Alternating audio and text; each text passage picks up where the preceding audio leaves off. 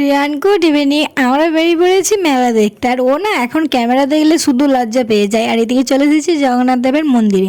আগের দিন আমি তোমাদেরকে জগন্নাথ দেবকে সেভাবে দেখাতে পারিনি। এই ব্লগটা হচ্ছে রথের আগের দিন, কিন্তু আমি ছাড়তে পারিনি কোনো কারণে। পরে দেখছি যে অনেকটাই ভিডিও করা আছে লং, তাই তোমাদেরকে জগন্নাথ দেবকে ভালো করে দেখালাম। এই দেখো ওরা তিনজনে বসে আছে আর সাইডে লক্ষ্মী বসে আছে। এটা হচ্ছে জগন্নাথ দেবের পুরো মন্দিরটা, আর এটা নতুন করেছে। আর ওই পেছন দিকে পুরনো মন্দির ছিল। আগের দিনে যেহেতু রথটা তোমাদেরকে দেখাতে পারিনি, তার আগের রথটা দেখিয়ে দিচ্ছি। মানে আগের দিনে তখন তো সাজাইনি। তারপরে মেলা দেখতে গেছি, ফুচকা না খেলে কি হয়।